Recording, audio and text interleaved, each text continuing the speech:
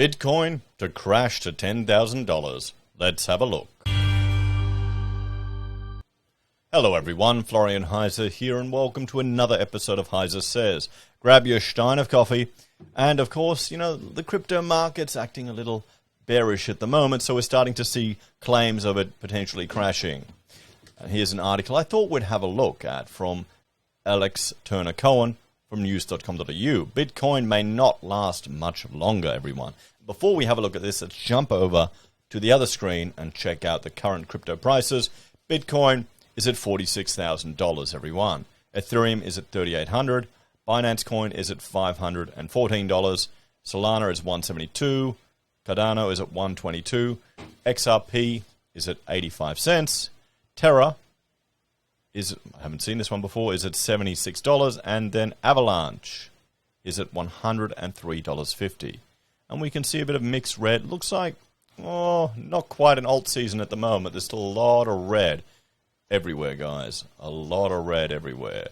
So there are a few people that might be doing, a little tough at the moment. So let's have a look at why Bitcoin may not last much longer and why. Some are predicting $10,000. I mean, if it hit 10 grand, guys, would you jump back in? Or what are you waiting for? 1 grand?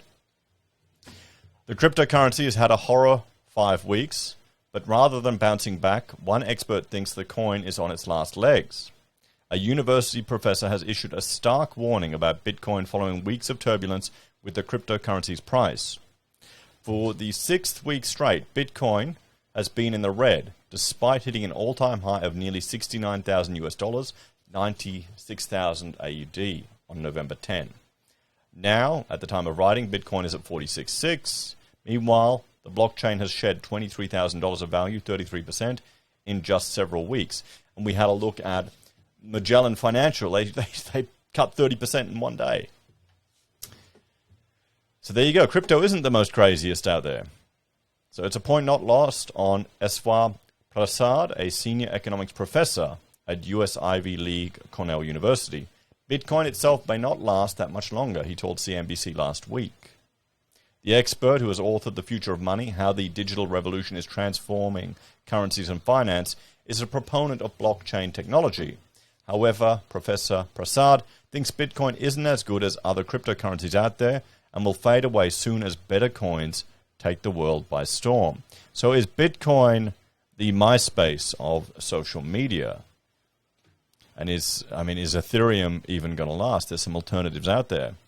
How much of this current wave is also, pushed by wash trading on NFTs?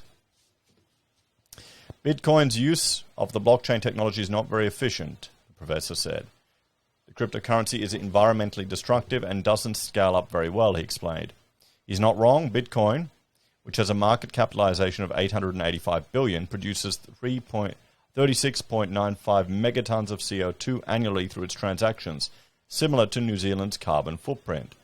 The professor also said that hype was why Bitcoin had reached many new heights rather than its actual utility as a coin. He's right. A lot of these cryptos are completely useless, particularly when you go into the altcoins. There's so much garbage there. There's so much scammy stuff. I watched CoffeeZilla today and he's talking about Candace Owens spruiking some bullshit altcoin.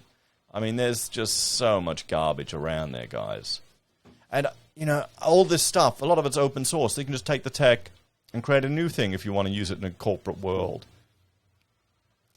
Given that blockchain is not serving well as a medium of exchange, given that Bitcoin is not serving well as a medium of exchange, I don't think it's going to have any fundamental value other than whatever investors' faith leads it to have, he explained.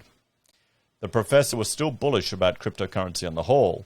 He said blockchain technology was fundamentally transformative and had forced banks to start thinking about issuing digital versions of their own currencies. See, this isn't a good thing. It's not a good transformation. This has tremendous potential to impinge on our rights more than we realize. There's a dark side to crypto, everyone. Professor Prasad is not the only highbrow academic to warn about Bitcoin in recent weeks. Another investor pro reckons the tumultuous few weeks for Bitcoin are signaling a death knell for the token. Mark Chandler, chief marketing strategist at Bannock Burn Global Forex warned the recent happenings were deadly for Bitcoin. The idea that as it matured, the volatility would ease has not really materialized, he told Bloomberg. The volatility is deadly, and its other supposed attributes like hedges against inflation seem spurious. Well, yeah, it's not a hedge against inflation. Bitcoin's slide has dropped below a key level that has experts worried. It is now close to a 200-day moving average of about 46,720, which is bad news for the coin. Another economics, so 46,720, well, we're below that now. As I'm recording this, we're at 46,121.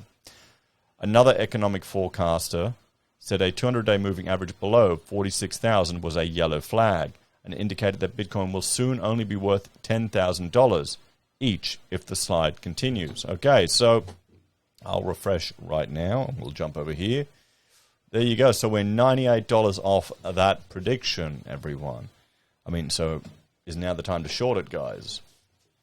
Well-known investor Luis Navelia said earlier this month, I would take a decline below 46,000, the 200 moving day average, to be a yellow flag, and a decline below the spring low of 28,500 to be a complete massive double top, which points to a decline to below $10,000, which incidentally would match many of the multiple 80% plus declines in its storied history.